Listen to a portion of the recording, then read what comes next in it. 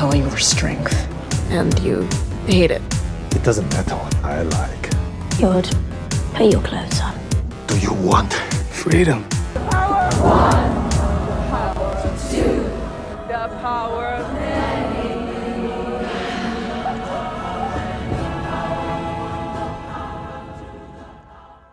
You heard it up top. That's right. We're returning to a galaxy far, far, far away, longer time ago. This is the podcast of one, the podcast of two, the podcast of many, because we're talking the Acolyte on Normies Like Us. We sent Colin on a mission to investigate some U.S. spaceship that landed, and maybe they were talking apes, so he's not here today. But your hosts, the Acolyte. You can call me Jakey Lawn. And today we have a very special guest. Adam Mundi. Nice. Throwback Wow. too. He is alive. Mm-hmm. He's alive in this time period. Don't worry about it. That's right. He's back. That's right. It's Adam from the Cargo Bay. I like to call you our Star Wars special correspondent, if you will. Yeah. Yeah, I love that. On location. Yeah, you've been on the show. Thanks It's for been a having while, me, though. Yeah. It's been a long time. Y'all been doing all these fun things, all these weird things. You don't bring me on. You bring me back on for Star Wars. You only know one we thing. Had to drag you back in. Just kidding. If you want to talk about a weird monkey movie at any point, please let us know. Yeah, and speaking of Colin, he did send me a text saying that he found out he had an evil twin, and he's going to have to deal with that. That's all he said. So I'm not sure what that means exactly, but okay. So that's what he's investigating his evil twin. Hate it. I got a letter. Yeah, no, the state told me that we're violating OSHA standards with the show, so we're going to have to deal with that too.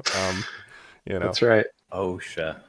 Oh man. Well, we'll get into that. It will be full spoilers for the first 5 episodes of the Acolyte. First 5 episodes. That's right. Yep.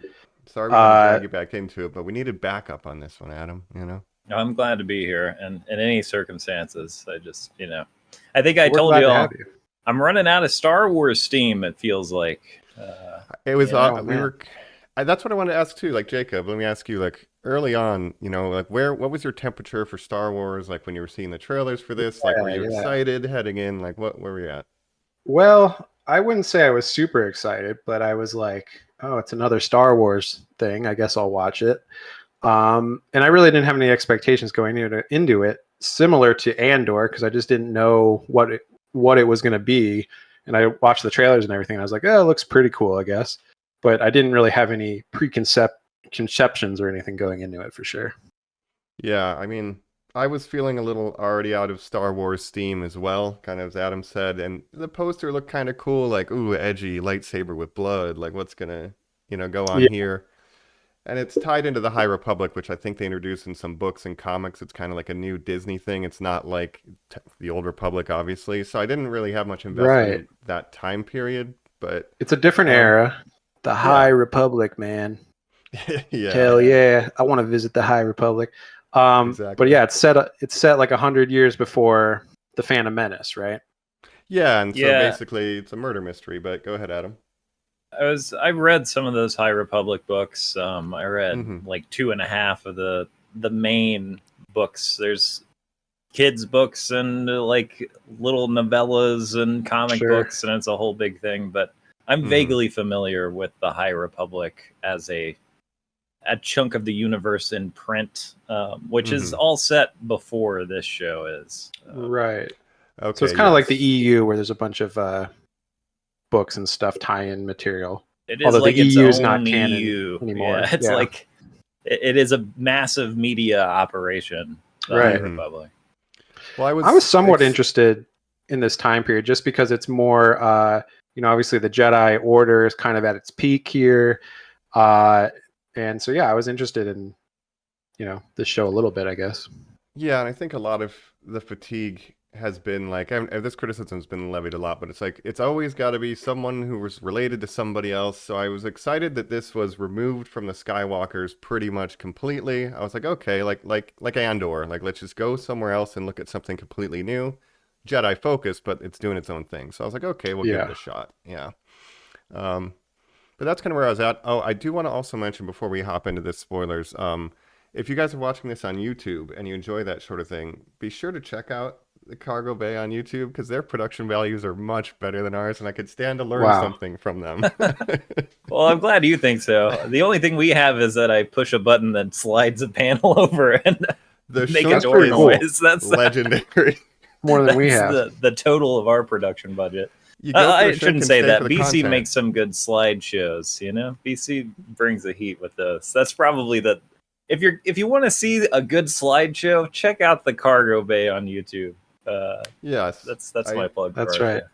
Well, I will say, I started. Well, I was going to say they were talking about this, so I had to pause it. But the lobby talk was a beautiful concept for format. So anyway, if you want to hear more about this show after we're done, go check out the lobby talk episode over there. But go ahead. Yeah, you guys do a lot of trading card stuff, hobby talk, like you said, stuff like that, right? We're ostensibly a Star Wars trading card podcast, but we can never afford them when they are out, and they haven't dropped any, and there's been a big dry spell. So it's just we just kind of sit around and complain gently about life and complain less about Star Wars. Sure. Well, I will say, Adam, we're gonna complain later on, but yeah. You said you're running out of Star Wars steam, but I do think that I have a lot of friends that like Star Wars and stuff, but if I had to think of one friend that probably knows the most about Star Wars, or just, has sort of is a fan of Star Wars, I would think of you, because you've historically been a pretty big fan of Star Wars. So I always turn to you for Star Wars opinions. Well, thank you. Yeah, I do have a lot of hours in Star Wars. Maybe not as much knowledge as some people, but I've spent a lot of time with the material. I listen to a lot of audiobooks that go right in one ear and out the other, but I hear them. They go into my brain at some point. Sure. It's in there somewhere. No, and we were kind of texting back and forth a little bit during the episode drops, like general opinion, but we haven't really had this full conversation, so we thought it'd be cool to get that done, on this episode. So we do appreciate it, That's right. So shall we jump into please. It? Spoilers 1 through 5 on the Acolyte. Let's do it. We're back, and we are talking the first 5 episodes of the Acolyte. So a little bit of background. It's a 2024 incredibly anticipated streaming show created by Leslie Headland, who worked on Russian Doll. It's set during the High Republic, as I said. And Jedi Master Saul is investigating a series of murders related to the Jedi, and it uncovers a link with his old Padawan and potentially a mysterious twin, and whispers of some dark side users out there. So we're trying to figure out who's doing the killing, why do they want to, and who's their master. And that's kind of our general setup for the whole thing. And we've gotten 5 so far. So that's right. A new episode will be airing tomorrow, and then I believe there's 3 more episodes coming out, so 8 total. We've seen the first 5, so again, spoiler alert for the first 5 episodes, right? I can sort of run down, the cast of this show, who's in it, what characters are they, right? So obviously we have, I guess, the main character, Amandla Stenberg, playing the dual role of Osha and May, who are sort of the there's one good one and one bad one kind of thing. The light and the dark sides of the Force. Ever heard of it? Do you think they're a dyad? Do you think they're a dyad? They might be a dyad. I don't know. We might be dyad. So we have Amandla Stenberg. She was, if for all you Hungry Games fans out there, she was she was in the first Hunger Games. She played that little girl Rue, who was sort of protected by Katniss. So she's been in some stuff. We have Lee Jung-jae as Master Soul. Obviously, probably best known in America from Squid Games. He was the lead of Squid Games. We have Charlie Barnett as Yord Fandar.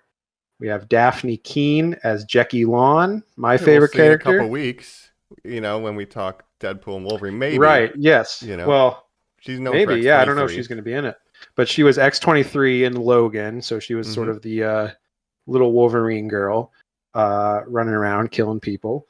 We have Manny Jacinto. Manny Jacinto as Kamir, or the Stranger, or Darth Teeth or whatever you want to call him. Smilo Right? Ren, Because I've heard thrown around. Smilo Ren. Smilo, I like it. Yeah. And we have some other people. We had Carrie-Anne Moss, obviously, as Indara.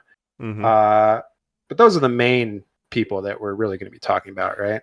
Yeah, pretty much. I mean, there's like a couple like bit players who've like been in Game of Thrones and stuff. Not bit, but like, you know, Torben, Dean Charles Chapman was in some other stuff. That's right. He was the little Lannister kid, Joffrey's brother. We have Junice Suetamo, who's played Chewbacca in the Disney trilogy, I believe, and he's playing a Wookiee Jedi named Kelnaka, so that's pretty cool. Right. Here's the thing about Junice. If you get a Star Wars card of Chewbacca and it's got his signature on it, he draws a nice little Chewbacca face on every signature. So how about that? Cool. He's enjoying his life as a Wookiee. I'm sure. He's probably, how tall is he? He's probably like 7 feet tall or whatever, and he's just like a big guy who plays a Wookiee. Yeah, he's like, I'm a tall guy. I can play a Wookiee for the rest of my life, do conventions. Sounds good. He seems to be happy, so good for him. Yeah. Good for him. And that's cool. It takes effort to draw that little thing extra. Like, he's not speed running through them. It's like he cares. Yeah. That's nice. All right. Karanaka. Yeah. Sure. He's pretty much got a lifetime gig as long as they keep bringing, Chewbacca back for whatever future projects they do. I wonder who played the Wookiee bounty hunter in Book of Boba Fett. Oh, in Boba Fett. Yeah. Was that him or was that someone else? No, that was someone else, I believe. Well, at least he doesn't have it monopolized, I guess, all the Wookiee work in Hollywood. Well, he's going to be, once they do the Christmas special 2, the holiday special, the sequel, he'll be in that, I'm sure. The Star Wars on Christmas special, Yeah. That's what will save Star Wars. Maybe. Maybe this show will too. Who knows? I mean, with where it's going. I will say, I was not into it. Like, there's, until the 5th episode, I was like, you know what? I think I'm on board again. But the first couple were a little meandering. I have some issues with the writing. Yeah. But episode 5, I was like, all right, that's kind of neat. And how do you guys feel kind of up to this point? Episode 5 was sort of a game changer, I think. And talking to you guys before the pod and stuff, I feel like I'm possibly the most high on it of the three of us as a series as a whole so far. Not saying it's perfect by any measure, but it's I was enjoying it. I thought it was fun. Obviously had some problems, but right now I think I like it. I mean, it's probably my 3rd favorite Star Wars streaming show in the Disney era after Andor and Mando. So early season Mandos. Yeah. Adam, how about you? I mean, I've just kind of been enjoying it for what it is. Episode 3 really was rough for me. That was really boring. But I'm sitting on the couch with my wife and a dog. It's all fine. Yeah. I don't. That was definitely watching children act for 45 minutes with no B plot. That's rough for me. But it's fun to watch something and not really know where it's going and not really care. Yeah, I'm having a good time. Yeah, I mean. That episode for me was definitely the low point of the series so far. I just feel like it didn't need to be a full episode flashback. Like that story maybe could have been told in like 10 minutes or something, but it is what it is. It could be told maybe throughout several episodes in segments, but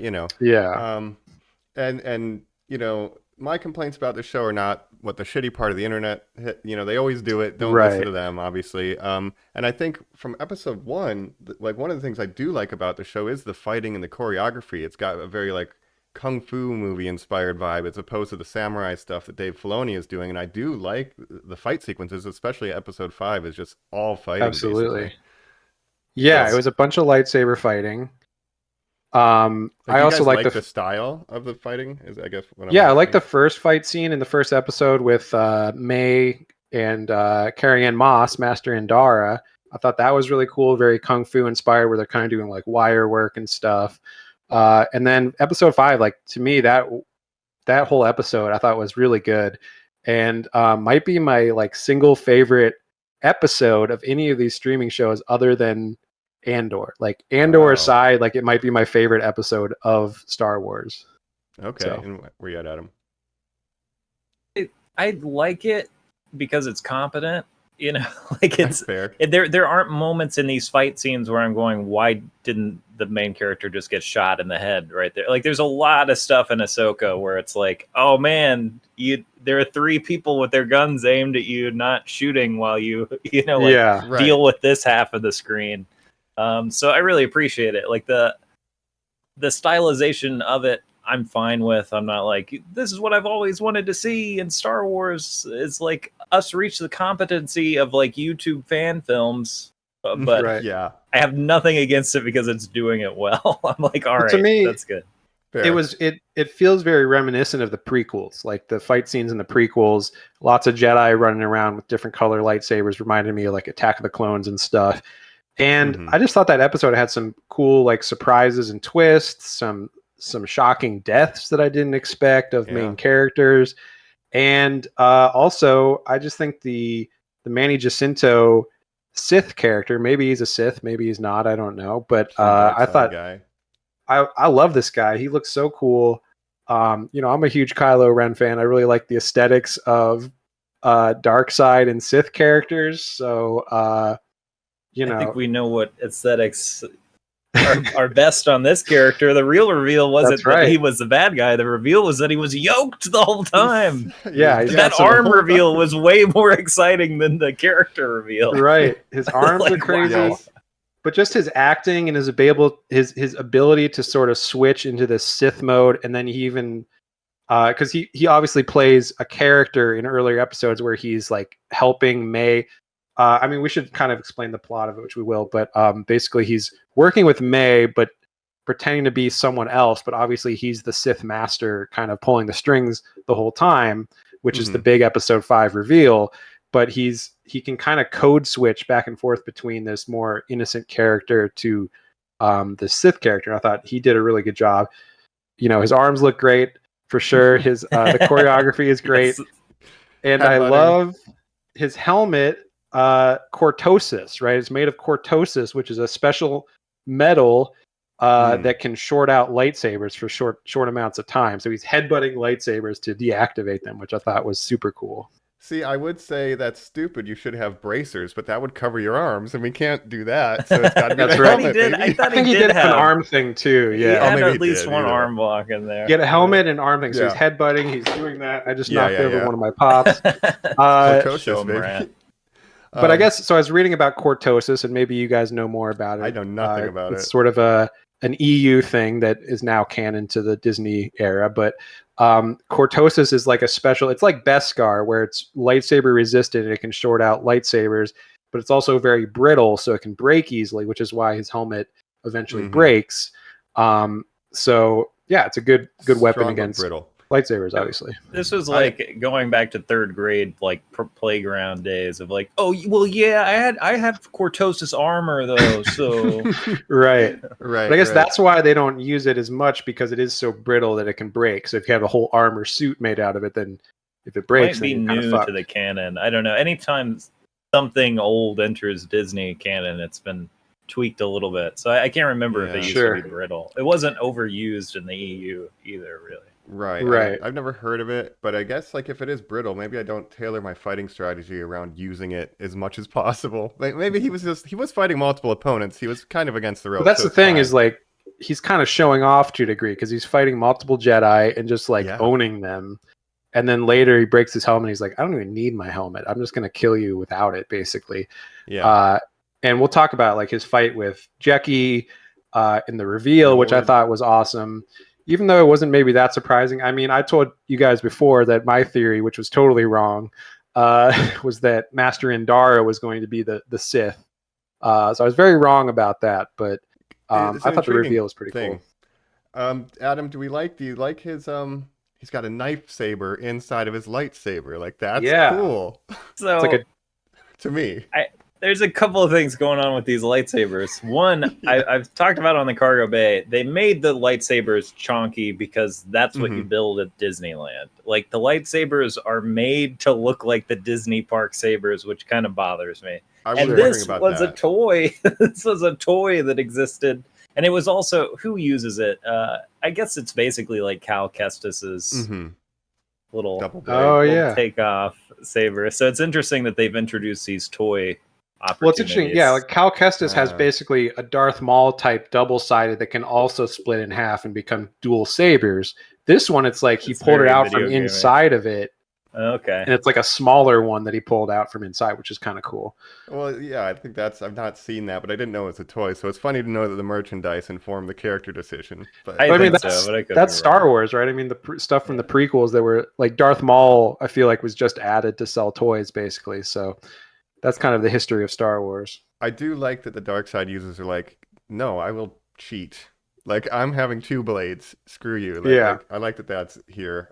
But he might not be a real Sith, though, because Sith, maybe they have honor, man. I don't know. I don't know what is or isn't anymore. My theory existed for 1,000 years, you know? Yeah. Is he technically Sith? You're right. What is he? We don't know. We don't know yet. I think that maybe will be shown in the next 3 episodes. But my theory, if you want to get into it, is that, and I think this is not just my theory. I think it's sort of a popular theory. No, that would be interesting. I don't think he's a Sith per se, but I think this is going to end up being a Knights of Ren origin story, and he's a Ren. I don't know what a Ren is compared to a Sith necessarily, but I think because also here's my clue. So number 1, he looks kind of like Kylo Ren, obviously, when he's wearing the helmet. Yeah. Number 2, when he floats in, there's a part in the show where Kylo Ren's theme plays over a shot of him in the score. So that to me is saying maybe it has something to do with the Knights of Ren. Man, wouldn't that be a bummer though? Wouldn't it be a bummer? It was like, we gave you a tiny bit of something to be interested in. It's gonna tie into those guys who completely ate shit in the Rise of Skywalker. But we really don't know anything about the Knights of Ren other than Kylo was one of them, and he had a bunch of knights that stood behind him at one point. Yeah, that looked interesting, but but maybe they have more importance in the High Republic era. I don't know. Maybe they can save it. Like Kamir, even before the reveal, I liked. That was a part that was working for me as well. Like I liked his performance as this goofy guy, and like when the reveal happened, it's like, oh, he's just doing a Yoda. Like when we meet Yoda, he's like throwing wrenches out of Luke's like an X-Wing evil and Yoda. Stuff. He's just like a weirdo. So he's just doing the same thing. So I think that's cool. Yeah. It's like poetry. Yeah, and even when he has a scene where May, he sees May and he's like, hello, and he like breaks into that character for a second again. It's just pretty cool. I was wearing a mask, like he's making jokes. It's cool. Right. I did like I liked the forest episodes. My problem with the show, or saying that one episode is like cream of the crop, of all this Disney Star Wars, is like there's a lot of cool stuff going on. There's also like 6 different. We're gonna stop and have a conversation with Yord and Osha, without moving and like without turning a lightsaber off, or just kind of like, well, that's kind of run to this point. Stop. Talk for a while about how we're stressed out. Yeah. Okay, back to running. Until we hit the next scene where we need to. Well, yeah, I will say I think with this show the theme is sort of inconsistency, where it has very high highs and low lows to me, where it's very like this is really cool, and then it's like, oh, this is really boring and sucks, and it's all part of the same show. So I feel it's very up and down. Right, like we can't join the fight. I have to take you to the ship. Hey, we should join the fight. Okay, let's go back. Like that happened in that episode. It's very frustrating to have the 2 things in one show. Maybe we back up. We've talked about Kamir and the big reveal, but what about like our lead, Osha and May? Basically, we learn that Osha quit being a Jedi and is a mech neck. And putting out space fires. That's right. In the vacuum of space. Yeah, so we find out. So basically, I mean, to even go even further back to this flashback episode, May and Osha are these 2 twins that are raised by Force witches that have their own kind of idea of the Force that's different than the Jedi. Obviously, we've seen like Night Sisters and stuff on Dathomir and stuff before, so we've seen sort of witches that can use the Force and whatnot. And one of these witches looks kind of like she has horns, like a Dathomir. Yeah, like a Dathomir. Yeah, for sure. And it's sort of, I guess they're sort of immaculately conceived, like Anakin, by these witches. But basically, so Osha wants to be a Jedi. May doesn't want to be a Jedi. She wants to grow up and be a witch like her mother's. So May, there's this whole backstory. The Jedi show up. A bunch of stuff happens. They take Osha. They spy and groom. Yeah, the Jedi are just, they're really, earlier you said we're at the peak of the Jedi. I do feel like we're witnessing the beginning of the downfall, where we've got like Dollar General store Jedi spread around the galaxy and like dirty Jedi temples. Like, I really like that aspect. And they're just kind of being bad space cops. But there is and like also another 100 abducting years children. before their true downfall, right? We're seeing the hubris start, the cracks in the slow organization. decline of the order, maybe. Yeah, I think so. And I like that the idea of the show is the Jedi are bad police. Like, that's an intriguing hook. There's it's some fun to watch execution them be problems, bad but police. I like the bad police part. Right, and just sort of like assuming that everyone wants, like, these Force sensitive children obviously would want to become Jedi, so obviously we're going to take them from their home where they were raised. Never see your family again. If you can guess there's a cup on the other side of this mirror, that means you're a Jedi, child. Right. You have a That's how we can tell. chance. Yeah. But Osha, our sort of main character, when we meet her, she's a former Padawan who left the Order and is now, like you said, working as a technician, mech-neck, whatever that is. Yep. Star Wars, the Star Wars thing. Yeah. She's got a little droid buddy. I hate the droid. You don't like the droid? Droid buddy. I don't like the toyification and the sonic screwdriver Deus Ex machine. I don't like these tiny droids that can do everything. Like we it's no BD. Leia had. BD-1. Yeah, it's no BD-1 from Lola. the Jedi games. Which Lola. How could I forget? Yeah, BD-1 can at least light a cigarette for you. It's useful. Yeah. He rides on your back like a little pet. I like him, but this one is just like a tool that's also a droid. Weird, yeah. Yeah, it's like a PDA. She wears on her hip, and she can detach part of it to do different things. I don't know. She can buy it at Target for $150. Yeah. That kind of thing is like every character needs like a little droid buddy that they can sell later for toys. But again, that's all of Star Wars is basically adding stuff to make toys of later for kids, which is exactly fine. Fair. There weren't a lot of Andor toys, pouring out, but that's true. Andor again is the sort of exception to all of Star Wars, and then it's like actually a good show. Yeah, for sure. George was also adding things to make toys. Like, it's been in the DNA the whole time. Yeah, for sure. I'm just saying there's a blatancy that happens now sometimes that is really bothersome to me. Yeah, I mean, BB-8. I noticed if I was a child. Baby Yoda, Grogu. I mean, I probably wouldn't. Grogu, I think, is interesting because he's so important to that show, but he's also obviously a toy, a merchandising tie-in, right? Mm-hmm. Yeah, I think that here's exactly where the line is. Grogu is fine. Deciding we gotta bring him on back because we need to sell. Uh-oh. Is that on my end? Or should we have something we can just hold and carry all the time? Yeah. So we have Osha, like I said, former Padawan, right? Mm-hmm. Left the Jedi Order, and she was Soul's Padawan. We don't know why she left yet, exactly. No. But obviously she has this secrets that will be revealed later. And slowly. Very slowly. And it's all sort of revolving around this incident in her past where the Jedi showed up to her witch community and took her away. There was a fire, and basically everyone died, apparently. They thought May died, her twin, but later May obviously pops up and starts killing these Jedi that were there, the 4 Jedi being Soul, Indara, Torben, and Kelnaka. Yeah, and through that investigation, the description of the suspect kind of matches because they're twins, Osha, and that's why Saul kind of goes to check on his former Padawan. Right, exactly. So she We also have picked up. Yord Fandar, who is a newly made Jedi Knight, I believe, from Padawan. He passed the trials, newly right? promoted. Yeah. Yeah. And Jeki Lon, who is Soul's current Padawan. Mm-hmm. How do you feel about Yord and Jeki, Adam? I like Yord. I like a dumb hunk Jedi. I think that's fine with me. And of course, I mean, Jeki's the standout, and it really reminds me of if we'd gotten like a young Obi-Wan Adventures.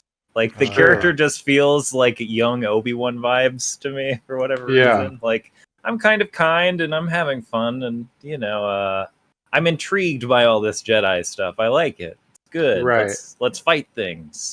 Right. Yeah. Yord is interesting. I haven't really heard. You might be the only person that does like Yord. What are you talking about? There's the Yord horde, man. I can't be alone. The Yord horde. I mean, it's not like I think Yord is an amazing character, but I like having someone there just as a reference of like, oh, the Jedi fail at creating, well-rounded people. They just kind of churn out these dumb books. Because obviously he is a Jedi Knight, but he's has flaws that I'd be like, well, if a Jedi was competent, they wouldn't have these flaws. But then I'm like, well, that's kind of the problem with the Jedi Order is that he can become a Jedi Knight without becoming the total package of what you want a Jedi to be, I guess. Once you kind of texted like that framing, like it really helped me kind of look at what the show's trying to do, and like I appreciate that aspect a lot more. I don't think it's always doing it super well, but I like that idea of how hard is it to become a cop? Not very, Could you be bad? Well, the thing is, like Jeki keeps kind of upstaging Yord as a Padawan. It's like this Padawan is more competent than you for some reason. But I think that's kind of what the show is.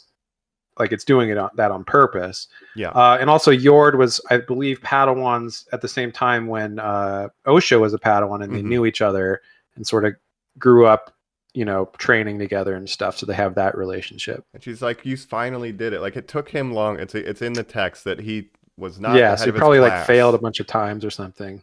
Right. Yeah. What are you going to do after you abduct a child and they wind up being a crappy Jedi? Are you just going to kick him out of the temple? And you can't be a Padawan for life. Yeah. Sorry, we stole you from your family. Good luck out there with your force powers. Right. Yeah. There's not a lot of jobs for former Jedi.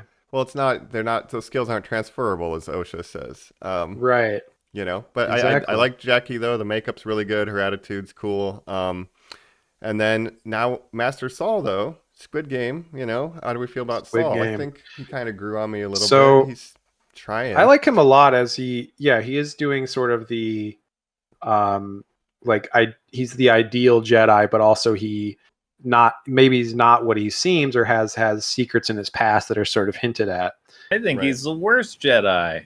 He's a total Yoda. But he's presented at first as he's like a Yoda that like he's like you're like, oh, this guy seems like he knows everything. He's super emotional and attached where he shouldn't be. I think that Yord is a better Jedi than Soul. I'm just saying Yord wouldn't have Yord might have died stupidly, but he wouldn't have created the scenario that brought all this to be. Right.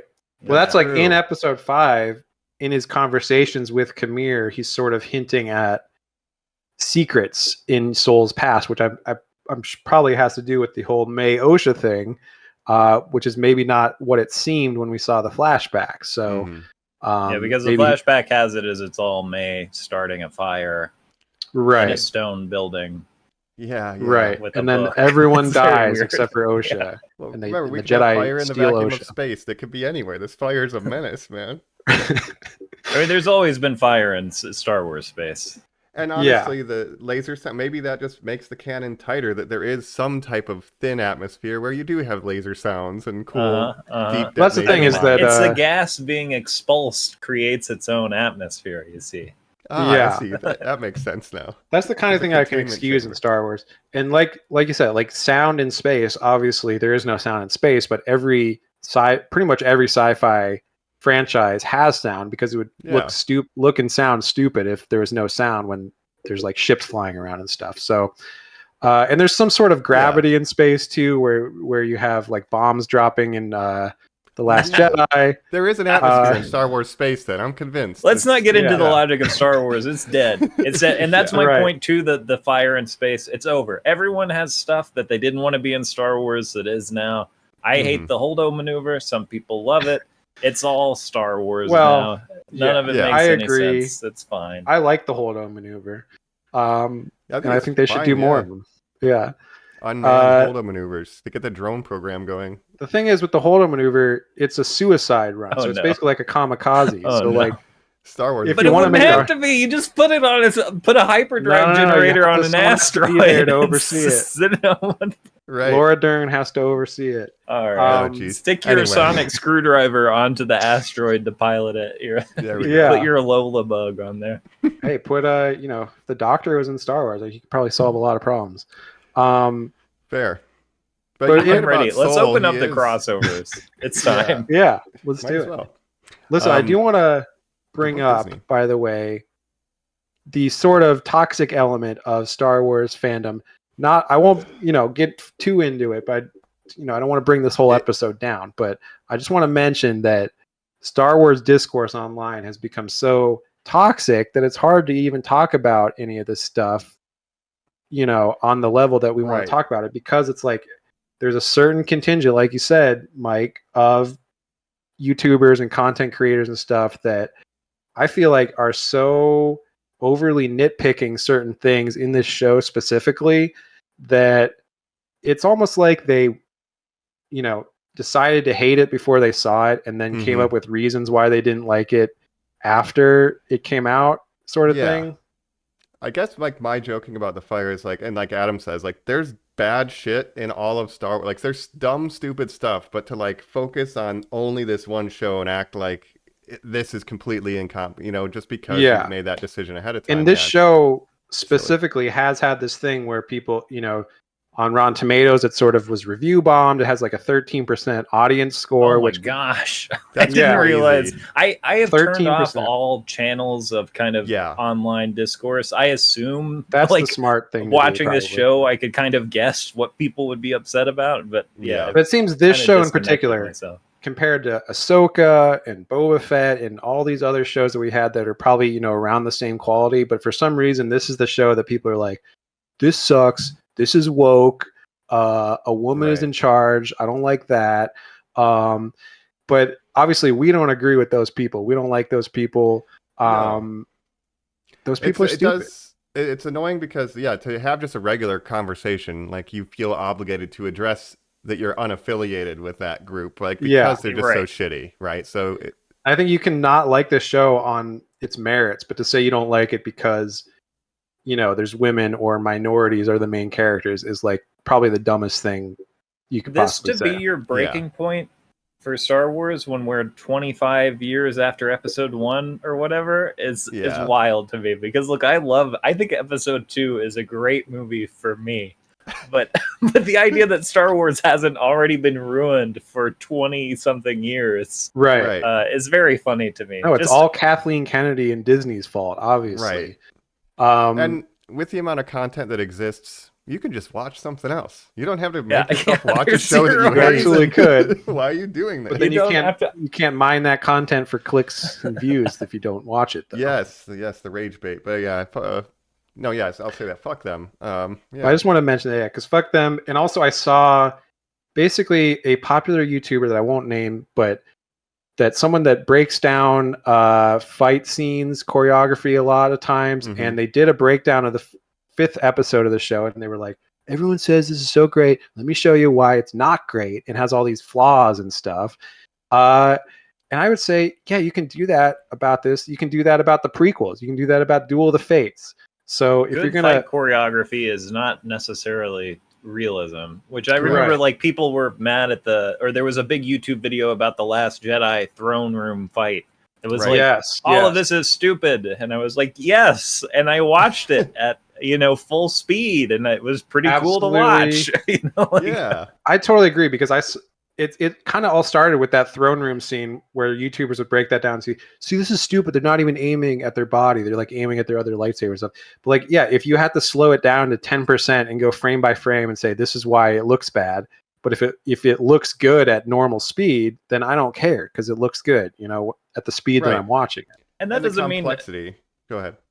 I'm just thinking of so many moments in Ahsoka where it's like lightsaber up, shoot the gun, kick awkwardly, and like I'm saying, the swirl is happening, and it's not realistic because my brain in the moment is like, this looks stupid. But Right. I have no interest in if the episode 5 fight was realistic. Not realistic. Yeah, like 30% speed or whatever. Crazy. If you're gonna say that about this, then because these are the kind of people that would say the prequel fights are like the pinnacle of Star Wars lightsaber fights.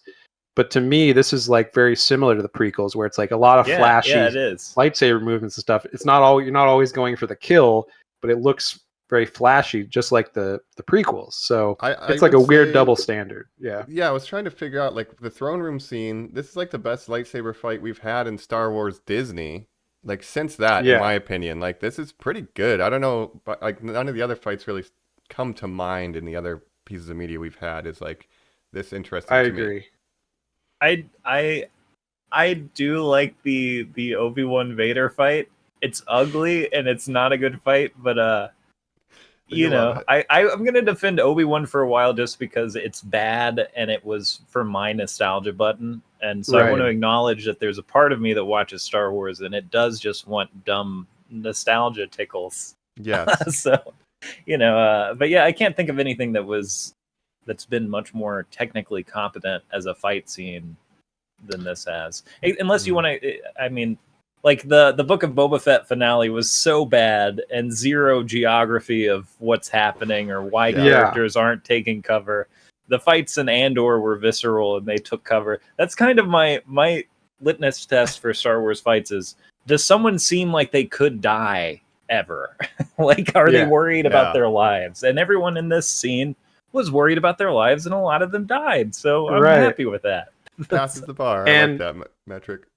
Yeah, like with Andor, there wasn't really any lightsabers because it was really sort of a Jedi-less show, which I kind of like that it wasn't so focused on the Jedi. Mm-hmm. This one is very Jedi-focused, which I also like because it's like obviously doing a different thing. But yeah, the fight scenes in Episode 5 were really good, especially I thought when Jekki's fighting Kamir, I thought that was really cool. She has the dual lightsabers, she uses very Kalnaka's Ahsoka. lightsaber. Yeah, she has Kalnaka's lightsaber from earlier. So, hers gets shorted out. So she's like, I've got this other one. And then hers comes back on. And then she starts dual wielding them. Very young Ahsoka-esque to me. She's kind of twirling around and stuff. And then, the big shocking thing about this episode to me was that both Yord and Jekki apparently die in this episode, right? They're killed by Kamir. Mm-hmm. Yeah, in brutal. horrible ways. Yeah. I think the Jekki is a good gut punch to pull, but it also represents to me a big failure of the show, which is, who is this for? Like, this really feels like a kid's show 80% of the time, right? Tonally, and then all of a sudden, otherwise. there's like a Game of Thrones surprise death scene, and you're like, and wait. This is like a flash of what I was hoping for with The Acolyte, when it was like, oh, we're going to get a show about Sith. And it should have been from Kamir's perspective. That's what I was expecting was we're actually going to get the scheming, bad Sith perspective, and it's going to be ruthless. And that the moments we've had at the end of 5 are like, well, if this was episode 2 and we were learning that Kamir is actually the Acolyte, we're talking about who's his master. Yeah, I think. That would the be thing cool. is, it starts out you think May is the Acolyte, but I think the whole plan for Kamir the whole time was that Osha. He's more interested in Osha, maybe because she's a stronger Force user than May or something. But he's sort of using May to get to Osha, and so we see this whole plan play out in this episode where he kills Yord and Jekki. Then what happens? Osha gets knocked out, right? And then the stun May cuts her hair, right, with her lightsaber to look like Osha so that she can pretend to be Osha and go with Soul. They leave. Then Kamir, finds Osha, who's unconscious, and kind of takes her. And so they've sort of switched places, right? May and Osha. We've done a parent trap, yes. And so now we're gonna get, I guess, him explaining like Adam was wanting more of, like, here's here's my philosophy, right? To Osha.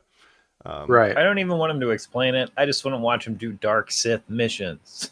And I want it tonally. I want it tonally to be, Yeah. Worse the whole than thing with the Advent. Sith It's just is a weird that, mix of like stuff for kids and not stuff for kids. It is weird, and I thought to kill off Jackie and Njord like this when we barely kind of got to know them as characters, it was very surprising, but also like I don't know if it was really a great idea to kill them off when I feel like I barely know who Jackie is. Like I liked her character. Jackie's a standout character in the show for sure. Yeah. As far as like, I want to spend more time with the one with charisma like that. Yeah.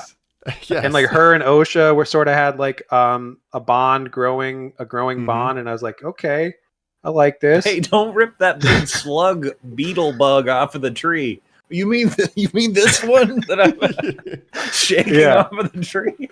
But they use those bugs later, right? Yeah. I did like the bugs. I'm glad we got some space bugs. Yeah, we got to sacrifice a robot buddy to fly Camille away on bugs. That's true. They did But do that. Here's my question: do we know for sure that both Njord and Jackie are definitely dead? I mean, I know that they're pretty explicit in their death scenes, but I'm kind of hoping that Jackie isn't dead, because I was like, she's such a great character. I want to see more of her. It's like a shame to kill her off now. I don't care how good a character. Then when they're dead, they better be dead. That's how I feel about it. Yeah, I mean, let her live on. I think she is dead because the way they show it, like she gets perforated her chest 3 times. Yeah, it's like you probably can't come back from that. I mean, if Qui-Gon Jinn can't, I don't think she can. No, Qui-Gon Jinn was ready to go. They got a lot of shit during Ahsoka when Sabine lived after getting stabbed. We're like, oh, but Qui-Gon couldn't, so like we got to stab her 3 times so no one will complain about it. And then Indara in the first episode dies from like a throwing knife in the chest, right? True. I guess it's how close how close are medical facilities that you could possibly get saved or something. But Jackie, they're not even going after they're leaving the bodies in the forest at the end of the episode, right? They're definitely dead, I think. But I'm sort of in denial about Jackie, because I'm just like, no, she can't be dead. I think it was a misstep to do it at this point, because it is a standout character. It's a third of the reason to watch the show gone now. And but again, if this is a mini series, if this isn't going to get a season 2 or whatever, so it's just 8 episodes.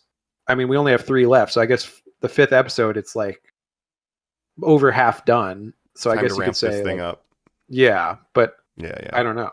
Look, we lost Jackie, and as with any good Star Wars character that dies, I say, bless you. You're safe now, at least for a little while. Your legacy is safe. Jackie, go join Nimic up there, right? In the hall of you got into Star Wars and you got out of Star Wars. Good job.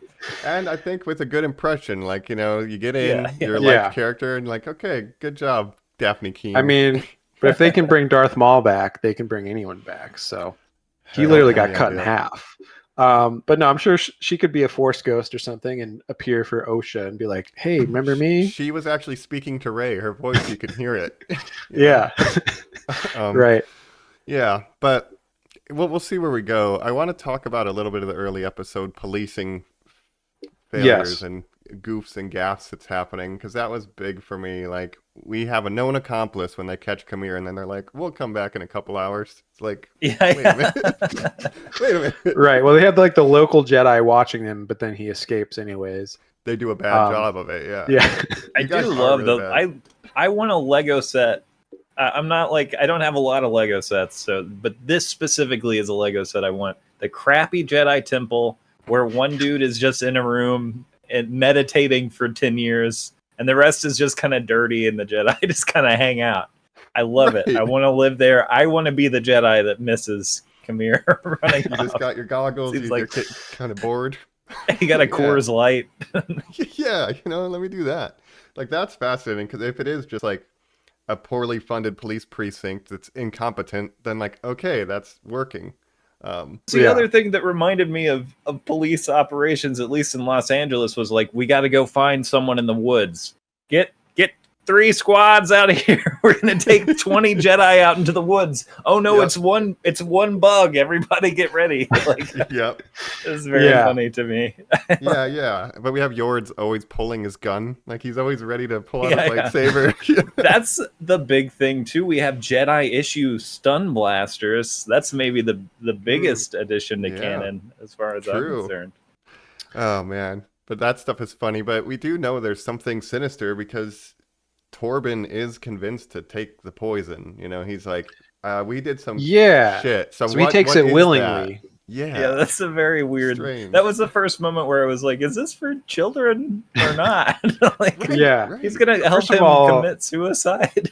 Torben is sort of in a permanent meditative state where he's just meditating in this like shield bubble, right? Which maybe doesn't sound too bad. You know, you can just kind of chill, relax, not let any of the problems of the world affect you, and you're just in this shield bubble. You have no duties. The Jedi doesn't assign anything to you. You just sit, hang out. But yeah, he's a breatharian. A breatharian. Is that a new? It was a sort of like a cult of people who thought they could subsist just on breathing, no water, no food. I see. So you could potentially meditate for 10 years and sustain yourself. I don't think that's. I don't think that's true. I don't think you can do that. I don't think it's been proven to be true. No. Yeah. But maybe if you have the power of the Force, you can subsist on that. But I do like there's like, no, you don't. We don't have any work for you. If you want to do that, Torben, you just meditate 10 years. Well, it's a religion. It's not a. It's like monks. It's like Yeah, they're like Buddhist monks that are also duty cops. to themselves. It would seem true. Unless they get sent out on missions by the Order or the Council. Fair enough. Right, but so we have Kelnaka, who's sort of gone into hiding in this forest planet. Jedi love going to exile. That's what we learn more of. It's proven consistently. That's kind of their main thing. They make one mistake and then they're like, they move you from one precinct to another, and then eventually, once you've done you've abducted too many children, they finally say, yes, you gotta go have a beautiful life in exile. Go find a swamp hole or something. Yeah. But we should also talk about May. Her whole thing is basically her master, who she's never seen his face, has told her, you have to kill these 4 Jedi, and you have to do it without, or if you can, do it without a weapon. One of them she has to get without a weapon. Yeah, which she hasn't done yet. And we only have Master Soul remaining, correct? With Kalnaka, so we have Indara dead. Yeah. So Indara in the first episode, that's the first scene of the show where she's confronts Indara. They have a big kung fu wire fight, and she ends up killing her with throwing daggers, throwing knives. Then she kills Torben using a potion or a poison, I guess. Yeah. That was made by Khmer. So that's a weapon. And then Kelnaka, well, then she sort of has a change of heart once she gets to Kelnaka's planet. And she's like, actually, I'm going to go to the Jedi and like confess and not do this anymore. Right. And then Kelnaka, I believe Khmer just kills Kelnaka anyways. Because she shows up.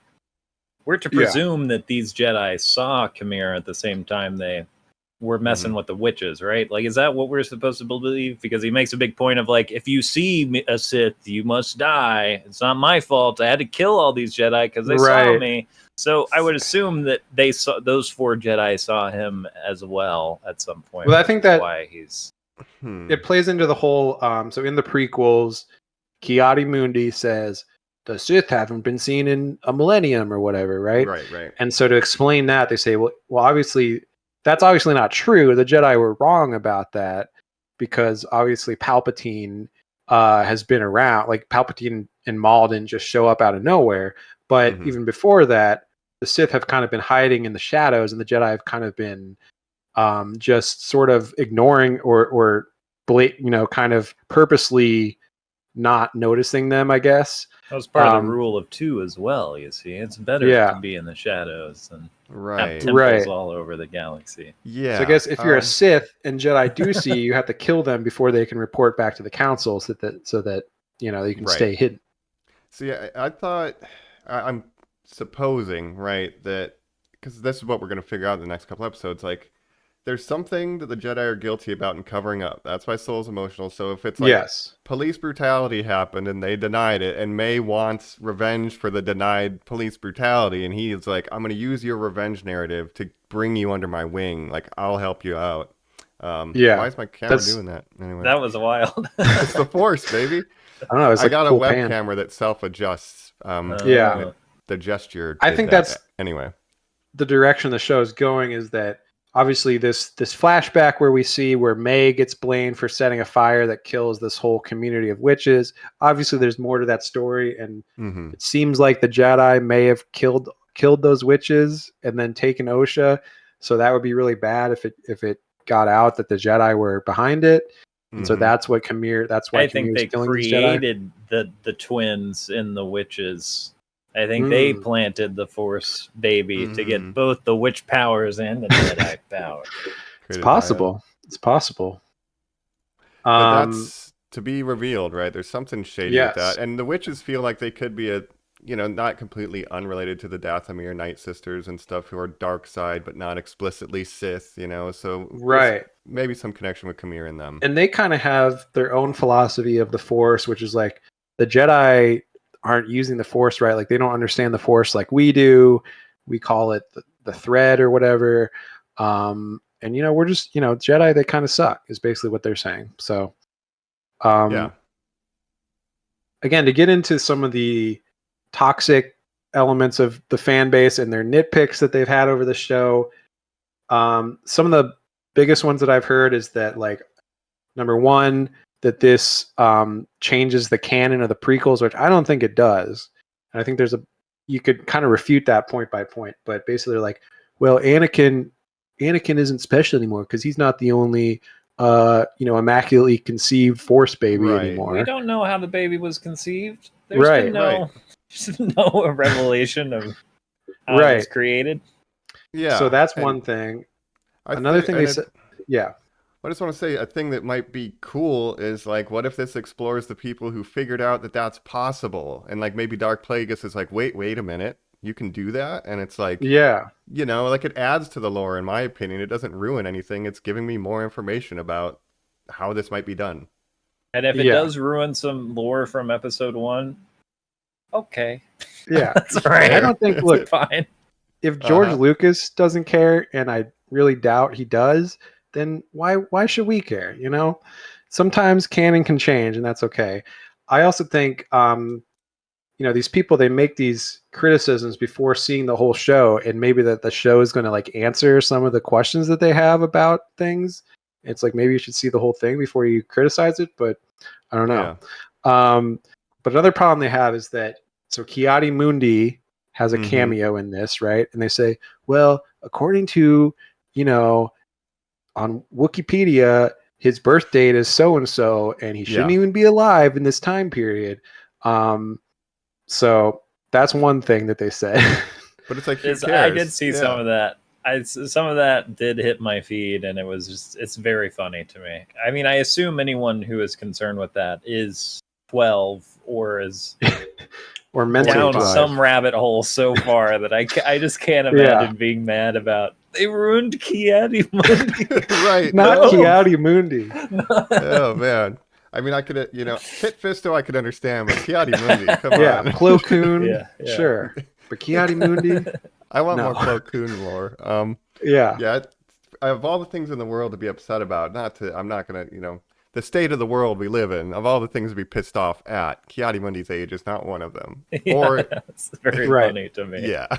So these are the big problems. So it's Ki-Adi-Mundi, the it's Osha and May being Force babies, and discrediting the Darth Plagueis story or whatever, which I don't think that's true. The other one, like we mentioned, the fire in the first episode in space was a big thing that they zeroed in on, and were like, look at this, they don't even understand physics or whatever. No, and I'm just memeing. I didn't really, but they are making a way big deal out of that. Like, look at how bad the writing is. It's incompetent, probably because the writing is pretty bad, but not for that reason. Right. I think the writing is bad, but I think, like, again, it just reminds me of the prequels, because there's a lot of bad writing in the prequels too, but I still have fun watching them. It's a very accurate homage in that way, I guess. They're succeeding. There's more going. I forgive a lot of the bad exposition because at least the show kind of keeps moving, except for episode 3. Mostly we're going places, doing things. I felt like Ahsoka. We got bogged down in long pans and bad writing for halves of episodes. It has pacing issues. It's pretty slow. We'd done a fan edit, just internally for the Obi-Wan show because we thought there might be something good here, and I had like a similar thought experiment with Ahsoka because it's like it does have long pacing issues too, and it's like we could maybe move this along. So I think that's sort of a reoccurring theme of these streaming Star Wars shows is that they pretty much all have bad like pacing issues except for Andor possibly, but I think that's part of the problem is that they are these streaming series instead of movies, a 2-hour self-contained story instead of an 8-episode miniseries where they kind of have to drag out the plot and there's a lot of like exposition scenes and stuff and just weird pacing stuff. We have to do an 8-episode order, and then there's like just a criticism that I had that's like really not a huge deal, but it's like we have a suspect when they bring Osha in because she looks like the suspect, and they're like, all right, you're really important, we're gonna let the robots take you to jail. It's like like just bad cops, but if that's the point, then I'm fine with it, but it was very funny, like, all right, prime suspect, see you later. But also that they weren't like, so you have like an alibi that you were on the ship at the time, and also you had a identical twin when you were a kid. Maybe that could possibly play into this at some point. And they weren't like, maybe we should look into the twin thing. I mean, they did eventually, but so it's like we just need to buy time, so we need to separate the character. Like it feels like that we had to extend something, so we have to separate them, have them come back together. There's a lot of that happening where it's like we catch them, we need an action scene where she's like on the droid ship and there's like some action, right? Yeah, that just feels like he's like having to draw something out to an 8-episode or whatever. But the good, the bad, and the ugly, The pacing of the show is kind of weird because it's like there's 2 episodes that were released in the same week. So they dropped 2 episodes at once, and it was sort of getting into this whole murder mystery plot. Then the next week, the 3rd episode was an entire episode of a flashback telling the story of when May and Osha were kids. And then the next 2 episodes were back to the current day, and they go to this forest planet where Kelnaka is, and the everything that happens there. So personally, I would have said again that 3rd episode was the worst one, and they could have maybe, like you said, maybe intercut these flashback scenes into current day episodes, or do something that keep the current day story moving, because that the week where it was just episode 3, that was pretty rough in terms of like, okay, great, I'm glad I watched that, but can we get back to the main story? That was exposition, like an entire episode of it, right? And like they had like she was having force visions of May Osha, right? So like have it play like that, like they're both remembering their childhood, and that's how they're like aware that they're alive, and you just let that happen a little bit every episode. And I do like when she's sort of having force visions, seeing May and stuff. Like I like that stuff. Like it's a common, Star Wars thing to have people, having force hallucinations and stuff. So more of that would be cool. Yeah, that's how Rey found Luke's lightsaber in the basement of whoever's bar. Yeah, I forgot. Maz Kanata. Maz Kanata, of course. I apologize. Yeah, how dare you? I've been playing the Jedi. I've been replaying Jedi Fallen Order before playing Jedi Survivor, which I've never played before. I beat Jedi Fallen Order, a few years back, but I'm replaying that, and I do think that, like the story in that is pretty interesting, and they use like force hallucinations and stuff, and I like how the flashbacks to Order 66 plays into the story where he's, he witnesses it as a Padawan and stuff. So I don't know. That's a good Star Wars story. I'm a bigger fan of Star Wars games than live action media at this point. Yeah. That is a majority of my Star Wars fandom. Fair. Yeah, I could see that. And I mean, I'm interested in this new Jedi, Star Wars, whatever, I don't remember what it's called, but Outlaws. Yeah. This new open world Ubisoft Star Wars game. I'm interested in that. They're remaking KOTOR or something, or doing some sort of. I think that's on the shelf. Not sure that's Um, actually going to happen anymore.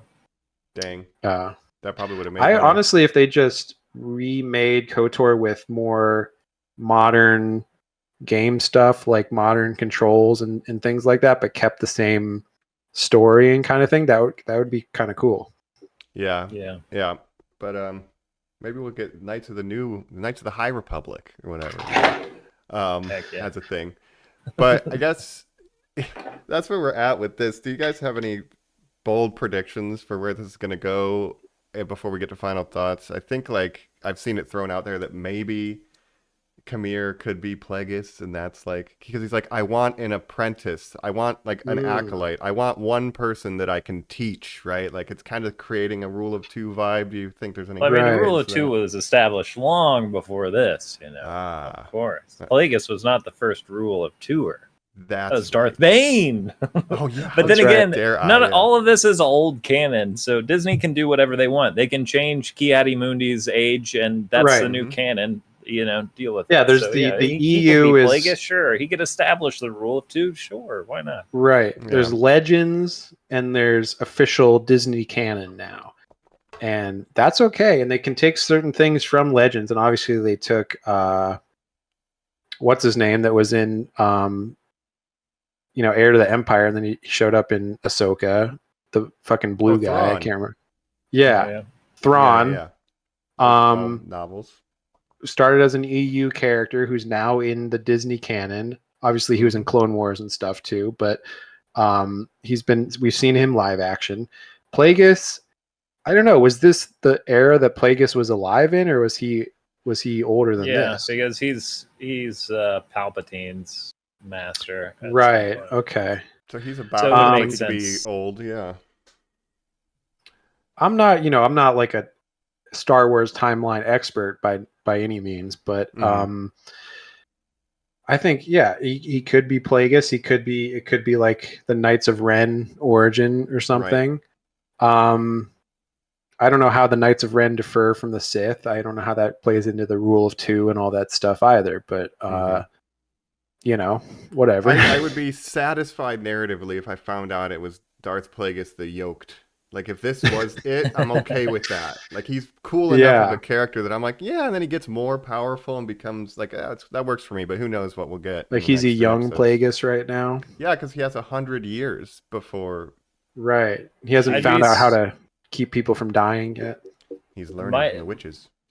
I don't have a prediction, but I will tell you my perfect version of this show. Yes, is please. that moving forward, we are now just focused on Plagueis the Yoked, and we don't see Jedi again for the rest of the show. They're just out doing weird Sith missions and, like destroying a fishing village and setting up shop on some dark planet to go check out a Sith mine or something. And, Sure. I just want to see Sith out in the universe doing schemes. Yeah, I agree. That would have been much more interesting. The poster. Obviously, we're going to have, Yoda's May is now with blood. May is now with Soul pretending to be Osha, so I'm sure that's going to be followed up on. Soul has a lot of guilt over searching to do. He's got to search his soul. Nice, that's right. Dude. Nice. And by the way, Lee Jung-jae, who is Korean, obviously, learned English for this role. So good on him. He learned English just to play this role. Obviously, had to learn a lot of choreography and stuff too. So, did a lot of stuff to do this. And I want to shout out, Jackie Daphne Keene. I thought she in particular in the fighting stuff did really good. Like obviously she was in Logan and she had fight scenes in that. So she sort of has a background in doing fight choreography, but I thought she really killed it with the dual lightsabers and everything. Like that was my favorite fight scene in the whole thing. Just occurred to me that the Yord Horde is now the Yord Bone Horde. The Yord Horde which his death scene was that he got his neck fucking You start destroying those pops. We have sound I'm effects. not used to them being like in elbow Right reach of behind you. me, so I keep hitting them by There's accident. a lot of hijinks on camera at this time. It's a good episode to watch on YouTube. Everybody. I just thought it'd be cool to have all my Star Wars pops right here for the YouTube viewers. He's doing his best Smilo Ren by killing all of his Star Wars pops. Yeah, I'm hitting them with my cortosis. Elbow. But the Yord Horde is no more. Also, shout out, Jackie Collecti. Yeah, I'm part of the Jackie Collecti, and I want her to come back from the dead. I don't care if it doesn't make sense. Break canon. Jackie. Yeah. Yeah. But Yord, we should shout out, he has the video game haircut, right? As we mentioned before. the Killmonger core, the only haircut that exists. That's right. Yeah. Which was another thing that was memed online. And also the obviously episode 3 was sort of ridiculed a lot online and memed, and the scene where they're all chanting the power of one, the power of two, the power of many was memed a lot. I don't even know what that means, to be honest with you. I still don't understand what that means. You got two really cringe things going on, because you got children carrying the weight of the episode, and then you have a group kind of collective chant scene. And it occurred to me that Andor has I was like, I don't like watching children on screen. I'm kind of against child acting as a thing, especially in a franchise like this where it will just destroy your life. Sure, it's not like there's any precedent like, for that with Jake Lloyd or anything like that. Right. It's a mess. And I so in general, like, I hate watching children, so I shouldn't like any child flashback episode. No, Andor has one that rocks. They also have an acceptable like religious ceremony when they do the heist. So just saying, this stuff can be done, but it's difficult. Yeah. It's difficult. Now, this episode in particular was very cringeworthy and sort of stilted in the way that it's shown. And this chant scene, like, what does the power of one, the power of two, the power of many? What does that mean to you guys? Because it takes a village. I don't know. You can't do it. Is that something with the Sith, the power of two Sith or whatever? Like, I don't understand any of that. I think it's just a very generic like chant. Like, we are strong individually, we are strong together. Yeah. But why one, two, and many? Where does the two come in? Just because there's two twins? Like it might be a Sith thing. They're just two of you, you're strong, you know? If it's one, two, or a lot more, it doesn't matter. You're strong. Yeah. I mean, it's just painfully generic. It's really not inspired for sure. Yeah, that to me was like some shit that you would go to the Star Wars CW. Well, that, or you would go to the Galaxy's Edge, and it'd be like some performers at Galaxy Edge doing it or something. There's a Galaxy Edge stank all over a lot of the new Disney stuff. All over, I would say from Obi-Wan to Ahsoka, like the young Leia stuff in Ahsoka was pretty bad too, and like I didn't like that at all. That's right. Oh yeah. There's a lot of, it was very volume, that episode too, like when they're having their constellations in the background, but it is what it is. I mean, I've been okay with the production design. There's been more sets than I expected, and it's a little more used future than I thought we were going to get out of a show from this era. So I've been pleased occasionally with that. Yeah. Well, it's kind of a weird blending of has some used future, but also, again, the aesthetics sort of remind me of the prequels, where obviously on Coruscant everything's like new and shiny, and the Jedi Order's at the height of its powers, but on a slow decline kind of thing. They all just came out of Halloween Express into the forest with their like pristine Jedi robes. They're gold. But even that, like when they all light up their lightsabers, like it just reminds me of Attack of the Clones, when there's just a million Jedi running around fighting. Lots of yellow lightsabers. Why'd they go extinct? We don't know. The thing. Yeah, there used to be only green and blue. Now there's orange and yellow. And there was and like purple, I guess. I can't remember the name. It was like there's a Jedi fighting game, but it was like top down. But Plo Koon had a yellow lightsaber. Jedi Power Battles. Yeah, Power Battles. So he had a yellow lightsaber, and I'm like, dude, that's sick. But then in the movies, he doesn't. I don't even think he ever uses his in the movie. But I'm like, yeah, give me a yellow lightsaber. That's pretty cool. Yeah. Yeah, after episode 1, it was canonical that he had an orange lightsaber for a very brief period of time, and then Yeah, that was coolest. took that from us. You could even buy, I believe, an orange Plo Koon lightsaber. Now I want that because It's probably expensive. Oh, geez. Well, Probably. Jedi Academy, I played as that race and picked an orange lightsaber because Yeah. I'm like, that's so cool. Yeah, hell yeah, me too. You know. Like, So I do mean, my appreciate the added problem- lightsaber colors. Yeah, my problem with lightsaber colors is that I always want a red lightsaber because red's my favorite color, and that's the one that you can't have unless you're a bad guy, apparently. or you're that cool dude from Visions. The Oh, yeah. Star That's Wars samurai. Ronin. Mm-hmm. Oh yeah, Remember when there's actually was some good content occasionally? Yeah. Well, there were some good I could things do in a this. whole dissertation on how that's a really great reverse of the Mustafar fight because they're over water instead of lava, and it's a Sith fighting. Sure. It's a really perfect inversion. But anyway, that's for another Yeah. time. But that is no, there good was some stuff. cool stories in there. But yeah, I want a red light. Why can't I have a red lightsaber and be a good guy? It's the same think- reason you can't wear that red hat you're always trying to wear with the.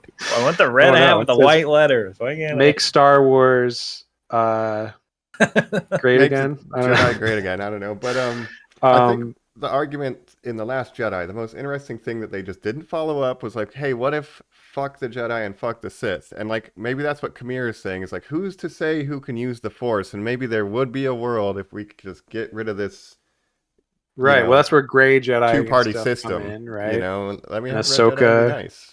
Ahsoka leaves the Jedi Order and stuff to like do her own thing. He Yeah. does make it very clear, though, that he doesn't have any motivations beyond wielding his power. Absolutely, I don't think Fair. that he's Yeah. not a compromising character. He's a bad evil Who evil is? dude. Bad evil, come here. But the Yeah. pitch of why do we have to have these rigid rules in Force use, I think, was the right direction Yeah. to go. Well, that's kind of what the witches are showing. They're like, the witches aren't necessarily evil, but they're tapping into their own idea of the Force that is different than the Jedi, and they don't agree philosophically with the Jedi, I guess. But they're not necessarily dark Force users. No, Or maybe they are. I don't know. they're just pulling the thread, man. But also on the subject of lightsabers, number one, give me a red lightsaber and let me be a good guy. Number two, the bad guys have all the cool, unique lightsabers, right? Darth Maul's, Kylo Ren's. Like, why don't Jedi get like cool, different lightsabers? They all just have to have the same straight, single blade type You thing. get the Academy registered Glock for, like the standard issue lightsaber. You can't be different. You gotta have standard issue, buddy. Well, Can have any color yeah, but the- red. Yeah.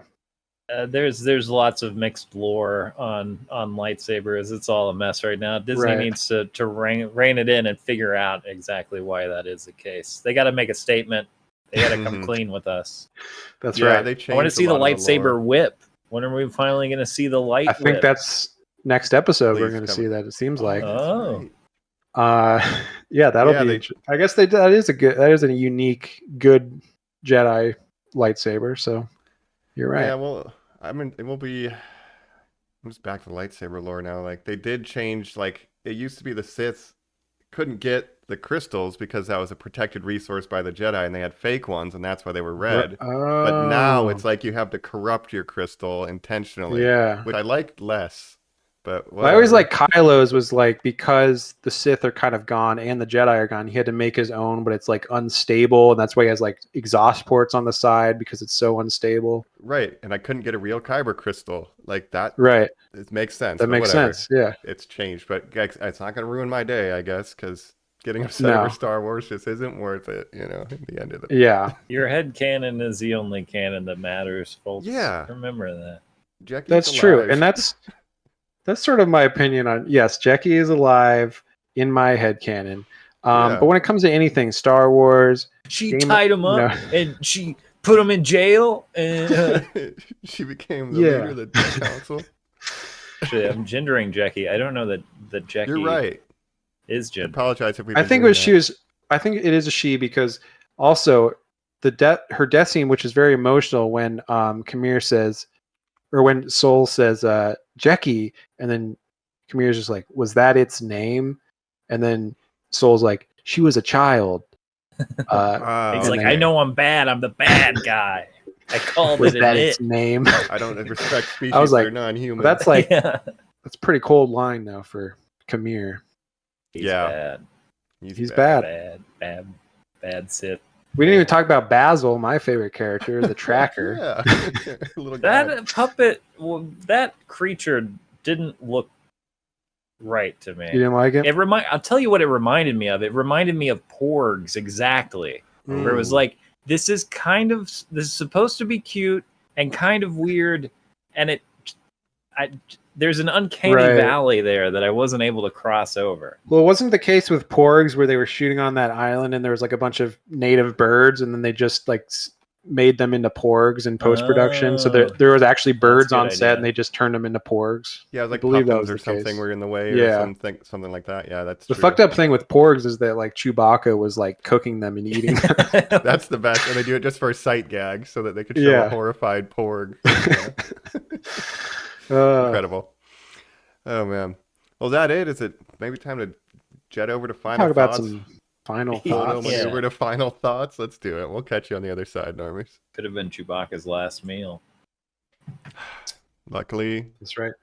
he survived. That's everyone's favorite death fake out scene, right? Yes, sure. Probably my favorite moment in Star Wars is when we finally find out that Chewbacca is alive. Like 2 minutes after you think he's dead.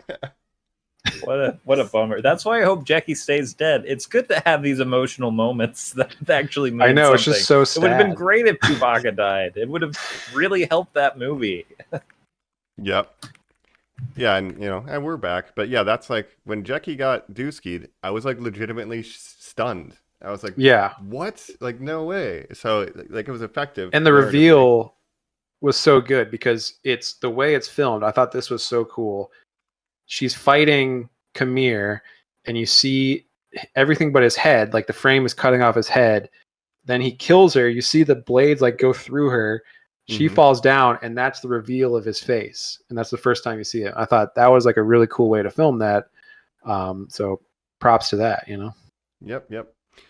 But we're here. It's final thoughts on the old Acolyte 1 through 5. Another episode to watch at midnight today. But before that, I wanted to quickly ask. We were talking about the state of Star Wars in general. Do you guys... are you familiar, I guess, with a creator called Jenny Nicholson who makes video essays on YouTube? Oh, yes. I'm very familiar. Either of you watched the 4.5-hour Star Cruiser takedown video? Ate it up. Yeah, absolutely. I wanted to shout that out because I think that the commercialization of Star Wars and like the over-commodification, like that thing failed spectacularly. Go watch her video. It's very entertaining on this entire weird product. Yeah, I think the thing with the Star Wars Hotel is that it's a good idea in concept. They just didn't. We need to get the branding right. Disney's going to come down on us. Like it could have been a good idea, but one, it was way overpriced. Two, it seems like the interactive storytelling elements weren't like the best design and stuff, so they could have been done better. But I like the idea in concept. Forget 1 and 2. You could do a 4-hour-long list of things that led to its downfall.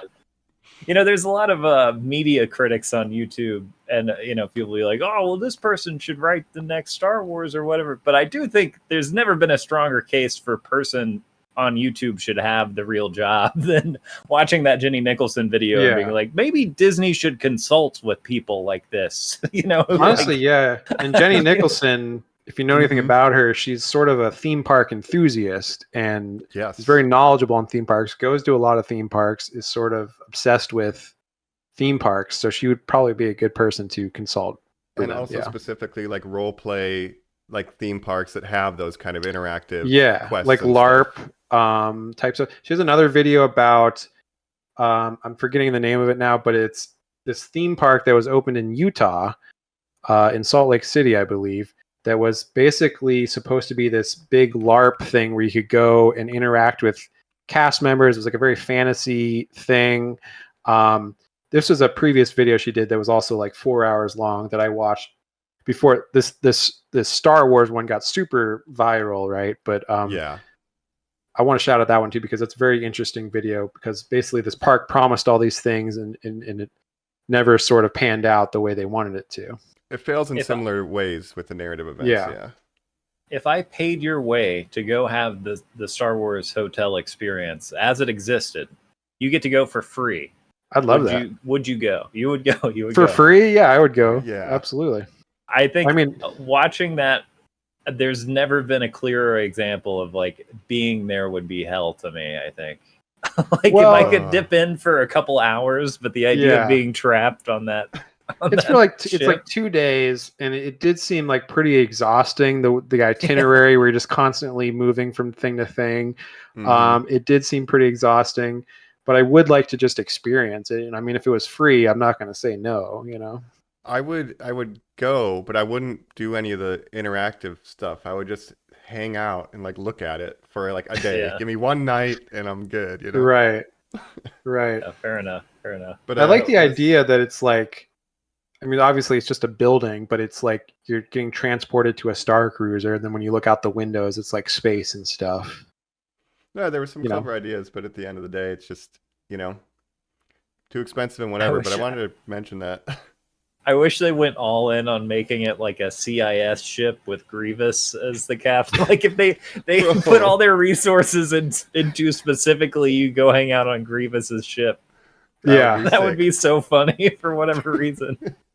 You go sit in on a Trade Federation meeting. You get to move the knobs on your little voice changer. I think that's the thing with it too, is that it's obviously very kid focused, which makes sense. I mean, Star Wars is mainly for kids that, maybe people that our age, some of them don't realize that, but maybe going as a childless 30-something adult probably might be kind of hellish of an experience. Yeah. Well, as a childless 30-something adult, I give the Acolyte a nice 6.5 out of 10 is where I'm sitting on the Acolyte. There we go. Like I'm glad it's out there. It's fun to watch it. My wife and I are enjoying it. I'm not particularly invested. I'm much more interested in how it goes, for the next few episodes. But it's been fine, and it's wild to me that people are, really upset about it. Well, that's the thing is that the backlash has been so strong from a certain corner of the internet, but even compared to things like previous streaming shows that some would argue are not as, this is better than some of them, but people for some reason have zeroed in on this as like everything wrong with Disney Star Wars. And so again, it has like an 85% critics score on Rotten Tomatoes, but a 13% review score or audience score because it's been review bombed by these people, obviously. Cool.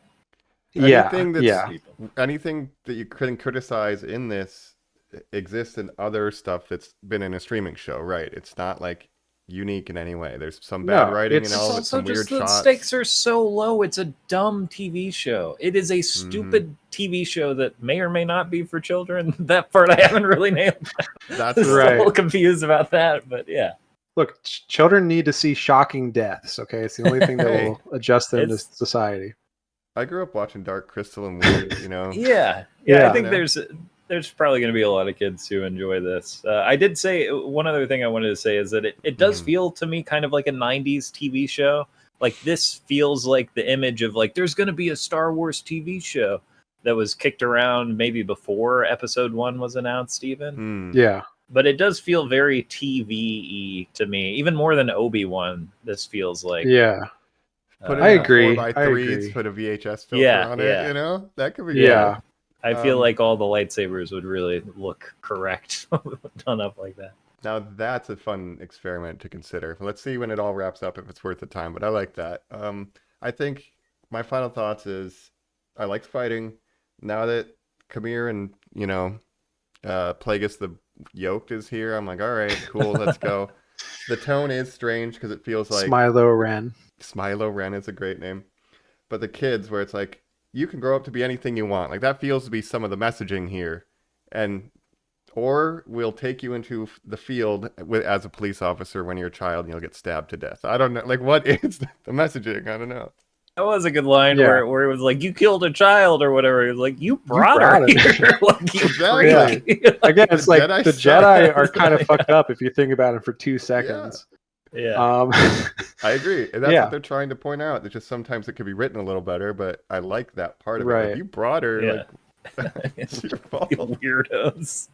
But again, I just think Yeah. certain people are being too hard on this show, especially compared to other shows that are of the same quality or even, lower quality. So I don't know why this one is getting singled out, except I do kind of have some idea of why it's getting singled out because, it's show run by a woman. The main character is a black woman, and it's like, oh, I wonder why these people don't like this show. Which they don't have to watch. That's the thing. If you think it's ruining canon for you in your head or whatever, just watch the original trilogy. Like, you don't have to watch any Disney Star Wars if you don't want to. There's so many other things you could do with your life. All canon is made up. It doesn't matter. The whole show is made up. Yeah, the whole. I'm going to go ahead and say if a fictional property is raising your heart rate for multiple hours a week, you should probably quit. Yeah, probably quit the. If you're hate watching it, and it's like sometimes it's fun to watch bad things to make fun of them, but if you're not even enjoying it and it's just making you angry, then why are you watching it? And I know for some of these YouTubers, they're watching it because this is what gets them views and stuff. So I understand that they're making content out of it, but I just disagree with their whole existence, basically. So yeah. The show doesn't warrant what it's getting, and I'll put it at a 6.9 out of 10. Close to a 7. 6.9, nice. Depending on the landing. Well, I want to ask you guys this. So out of all the, the streaming Disney Plus Star Wars shows, we have Mando, we have The Book of Boba Fett, we have Obi-Wan, we have Andor, we have Ahsoka. Yes. And we have this. Am I forgetting any? I don't believe you are. So that's six shows. So how would you guys, assuming you've seen all of them, I think I've seen all of them. I've seen all of them. How would you rank those in your head? Andor, Obi-Wan, this, Ahsoka, Boba Fett. What about Mando? Oh, Mando's number 3 or number 2, rather. I think I said Andor, Mando. Oh. Anyway. So Andor, Mando, Obi-Wan, this. So this is your 4th favorite out of the 6. Yeah, and it can beat Obi-Wan for sure. If it finishes strong.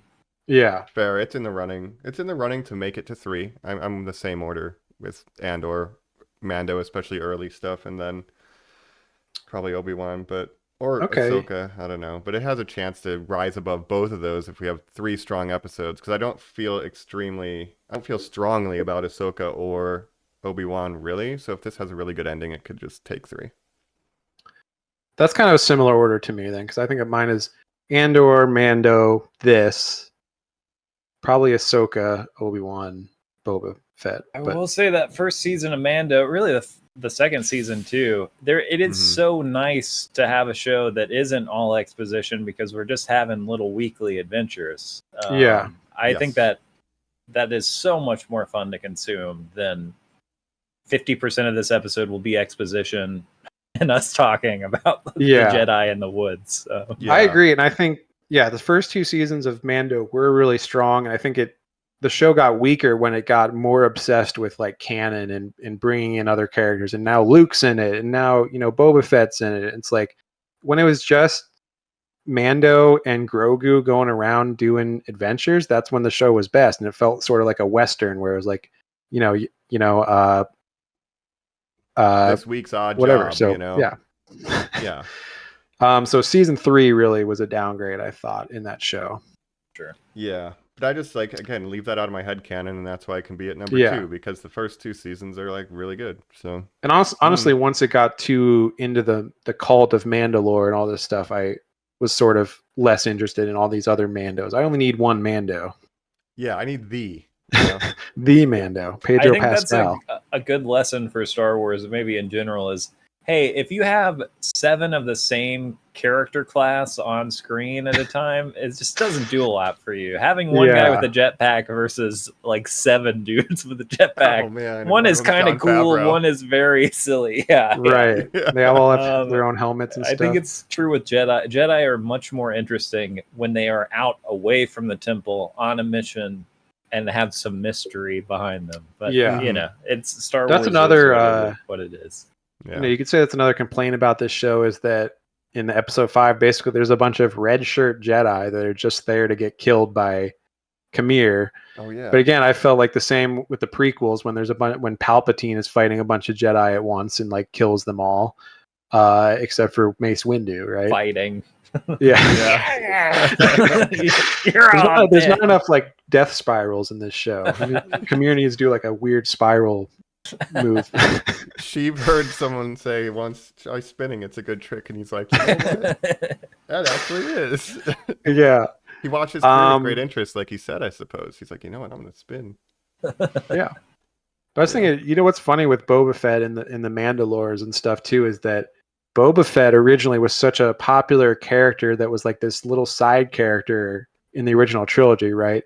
And so then they expanded the lore of that. And they're like, yeah, there's this whole like cool society on Mandalore where they all wear the helmets and stuff. But actually, Boba Fett isn't one of those Mandalore. He's like he just wears their armor, but he's not even a Mandalorian. Right. I always thought that was funny that like because Boba Fett was so popular, they made Mandalore, but then they didn't make Boba Fett a Mandalorian. Yeah. I always just thought that was weird. Confusing. The Force works in mysterious ways. It's kind That's of right. All right. That's right. Assassinate, pull the thread, control your destiny, or something like that. That's right. The power of 2, the power of many. One last question. Yes. We hyped for Skeleton Crew? Are we ready for Skeleton Crew? I have no idea That's what still that happening? is. It's Jude Law and a ship full of children. Yep, that's apparently what's happening. Wow. It is still scheduled to release this year? Wow. I didn't realize they were still making it, so no, I'm not. Did you watch The Bad Batch or any of that type of stuff? I did not finish the recent bat. I tried the newest season. I watched the first 2 seasons or whatever, and I started the new one. I was like, I can't watch any more of this. I could not. I heard it was good, but I haven't seen the newest one. Yeah, not excited for that. I have another question too about sorry to cut you off. In terms of ranking. So, and this is a question mainly for Mike, unless Adam, if you want to answer, if you've seen these other shows. But basically, right now, there's a couple new shows on that we've been watching. We've got The Acolyte. We've got Hot D, House of the Dragon, season 2. We have The Boys, season 5, and The Bear season. Season 3. Now, Mike, how would you rank, if you're watching all those shows, how would you rank them right now in terms of your interest? House of the Dragon. And Adam, for you, I don't know how many. Sorry, go ahead. No, I'd say House of the Dragon, number 1, The Boys, number 2, The Bear, 3. This is in last place. It's still barely something I enjoy. That's a quote for the back of the DVD. Barely enjoyable. I'm barely on board. God dang it. Adam, are you watching any of these other shows at all? No, I'm not. I watched I watched some stuff recently. I watched Shogun. Oh, See, okay. I'm Yeah, right on the tip of the blade here. I love Shogun. No, we're big fans of Shogun. I rewatched Chernobyl again. Chernobyl's a good show. Much better than this show. Yeah. I'll say Chernobyl is better than Acolyte. Go figure. Yeah. No, I haven't even touched The Boys. Have you ever watched? Did you watch House of the Dragon season 1? Are you a Game of Thrones person at all? No, I'm not a Game of Thrones. I was I'll watch it when it's over person, and then when it was over, no one ever told me to watch it again. So I never. Just watch the first 4 seasons and then stop whenever you feel like it. After that, basically, is my recommendation. Yeah. But actually, House of the Dragon, I think, stands up to the best seasons of Game of Thrones in terms of writing quality and stuff. So far, yes. But for me, and I'll ask Colin when he returns from investigating some talking apes or whatever he's doing. Right, twins. But for me right now, it's definitely House of the Dragon by far. Then probably The Boys, but also like The Boys and The Acolyte are closer than you might think for me, because Wow. this season the boys, like, it's okay, but I feel like it's sort of starting to tread the same water It's that it's done in meandering too previous right seasons. now a little bit. Yeah. Yeah. So we'll talk about that in a couple weeks, but Yeah. and then The Bear, I haven't seen the new season of The Bear yet, but I did. I've seen like 1.5 seasons of that show, and I like it. So Way different kind of show, really, not genre television, Yeah. but you know. As I said at the beginning, though, like, where was the Star Wars at? Like, oh, here's a good one. I was already kind of hanging on by a thread, my enjoyment of the new Disney stuff. So it really is up to episode 5 was the only thing that kept you were me in. just Ahsoka fan, Well, yeah, but I even saw the Ahsoka was not a kinda huge mid. fan. But Yeah, what's that? Ray Stevenson, I'm a fan of him in that Yes. show specifically. Did you know they're Rest in peace. recasting that role? Because sadly he passed away. Right. But they are recasting that role for the next season of Ahsoka. Well, wait, you Baylan can do Skoll. that? You can get a different actor to play the same character? Yeah, We're gonna instead Are of you just sure? I like thought you had to use use AI. like, use some sort of horrible digital mask and Right. badly altered voices. No, no, you That's can how just it cast works. a different actor. Oh, man. But no one will Should've been replace him. Sebastian But Stan. I wonder who they'll get.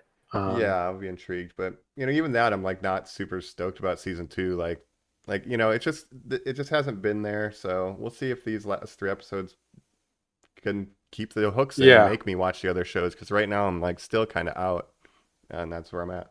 I'm more in after episode 5 because I feel like I'm glad we did that. We did this show this week instead of last week because I was Mhm. much more down on it previous to episode 5, and that was sort of like, okay, this show is actually not bad for me. But again, I Over think I was the 50% highest. of it to get there, but for me, Yeah, I was the highest of the 3 of us in our talks before this podcast and stuff.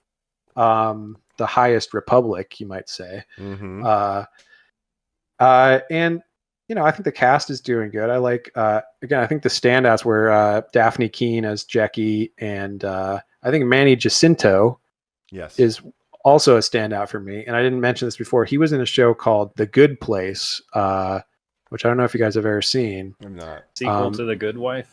Yeah, sequel to The Good Wife. It was like an NBC sitcom that was about. Well, basically, there's a twist at the end of the first season that like completely changes what the show is about, but it starts out as basically about these 4 characters who died and go to heaven, and it's about the good place is heaven and they're living in heaven, and it's dealing a lot with like philosophy and stuff. Really interesting show. It's like teaching you philosophy in a 30-minute sitcom format. So Interesting. but Manny Jacinto was in that, and he played a totally different kind of character, so he definitely has range, and I was really impressed by him in this show. Yeah, I agree. And Amanda Listenberg, I think she's doing just fine. I don't have a lot of opinions about her, but again, because it's Star Wars and because there's a lot of toxic, people out there that, like to bully and do things to cast members that, just leave her alone. So Right. I don't know, but, I hope she's not being too bothered by that stuff. Yeah, I hope so too. Yeah, I don't know. That's it. That's it. That's it. That's That's the Star Acolyte. Wars. I mean, like, I there have a is feeling such, that's like, that's what I'm hot gonna and feel cold. like when it's over. Is it's like, that was that. That was it. That was it. Yeah. Cool. That's kind of what I So, felt when I watched Ahsoka too. So it's like, that's kind of what streaming Star Wars is to me. Like every now and then you'll get an Andor, which is like above and beyond everything else. But other than that, it's like, yeah, that's I hope it. that's true. I Yeah. definitely, my enthusiasm and my excitement level has dropped pretty much with every consecutive project, Andor being the exception. And I just Mhm. hope season 2 of Andor is good. They're very well I might watch an episode of Skeleton Crew and say, I'm not going to watch any more of this. And that's fine. That's great. It's a Mhm. massive Yeah. audience. You can like what you like. That's Yeah. Well, let me ask you this, Adam. Plenty of stuff. If Disney came to you and was like, we're going to make whatever show you pitch us right now, like whatever you want to see, you can be the showrunner. What's your pitch for a Star Wars? Because we don't really do movies anymore. Apparently, we just do these streaming shows. Mm. What do you want to see, Adam? I mean, really, Andor was exactly what I'd want. When Disney bought Star Wars, I was like, they're going to make all kinds of wild stuff. They got to make their money back. They're going to make a Star Wars political thriller. And I didn't realize that was a crazy thing that no one could ever pull off except for the team that did Andor. So that's exactly what I wanted to see. I still do want to see a Jedi Padawan. We're on a long extended adventure together. It's about our relationship, not some Grogu that's getting drug around. I'm talking like someone who's ready for the trials. Right. And their master outside of any context. They're out of the communication zone. We're crash landed on a planet. What unfolds? Give me 6 what if they did episodes and then we're out. What if it was like a young Qui-Gon and Obi-Wan adventures where it's like set before Phantom Menace? In that. I don't ever want to see another character again.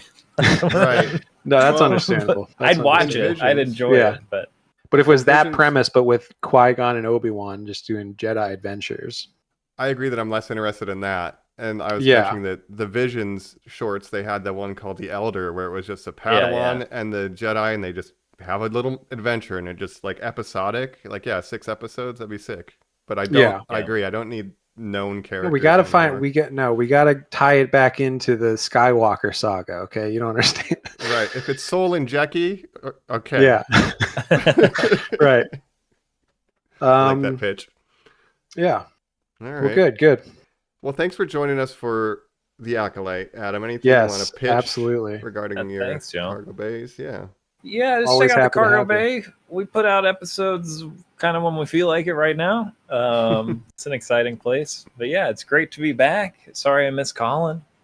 I hope he returns safely from that after mission. He deals with his evil twin. He just keeps saying, I'm going to deal with it. He didn't specify, but I don't really want to know. His evil twin doesn't come back. And we don't know my gosh. Just like obvious lightsaber burn haircut. Yep. Curling iron accident. Yep. Well, the twist is he was the evil twin the entire time. He just killed his good twin. That would make sense as to why he refuses to watch Andor, but will watch Acolyte, apparently. Yes. That's well, his reasoning is basically Star Wars is bad, so he doesn't want to watch a good Star Wars show that could change his mind about that. That's fair. That's fair. I mean, it's basically not Star Wars at this point. Yeah. And that's okay. It can just be a corporate product, and sometimes it's better than it deserves to be, and like we get surprised. Like that's yeah. Well, that's the thing is like Star Wars has been a lot of things over the years, and we're all old enough that we remember that when the prequels came out and everyone hated them, and now all of a sudden 20 years later the prequels are looked at as like, for some people, the high point of Star Wars. So it's like, who knows, in 20 years people will be saying, man, freaking the Acolyte was the best thing in Star Wars that they've ever done. That is a depressing future to imagine, where media just continues to degrade to the point where we continue to look back on the worst mid stuff produced. Yeah. I'm looking forward to that bleak future. Yeah. And hopefully, next time I'm on to talk about a Star Wars, we'll all be stoked about Skeleton Crew. Hell yeah. Our minds blown. Well, I'm a big Jude Law fan.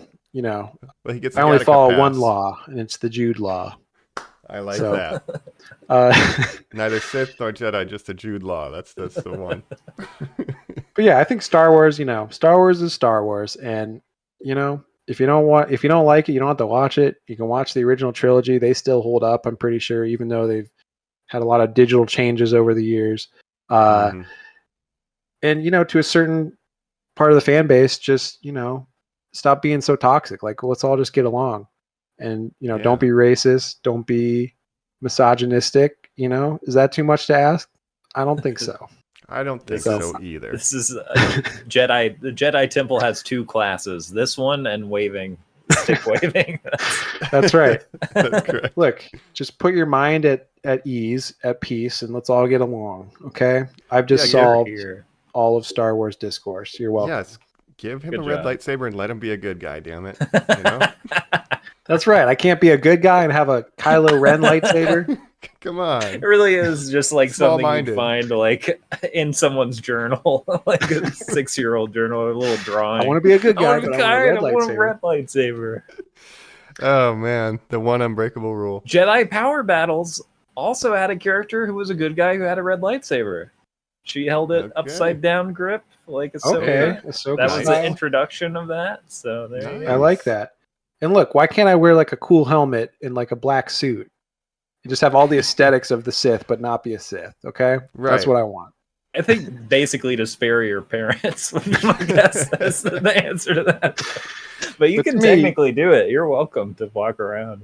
Basically, my opinion is all the Jedi are lame and all the Sith are cool. And I just want to be a cool guy, but also be good and not kill innocent people and stuff. Okay? Yeah. And may all right, George Lucas. This show be a cool guy who's also nice. Or a cool girl, or a cool person who's also nice. Look, Star Wars is for everyone. Yeah. Mostly for kids, but you can also enjoy it. Not everything is made for you, audience member. And that's all right. That's right. That's right. All right. Well, thanks for being part of the Skeleton Crew, our Skeleton Crew on this episode. As I said on the top, the podcast of one, the podcast of two, the podcast of many. Best of many. We appreciate it. We've been your hosts. And also, if you ever want to come back and not talk about Star Wars, talk about something else, you're always welcome to. It doesn't just have to be Star Wars. I know that's the only thing that you know. Just kidding, but it's basically true. I'm sure you have other interests. Yeah, we'd love to have you back just on. usually about 3 months after y'all cover something. I saw Dune 2 2 weeks ago.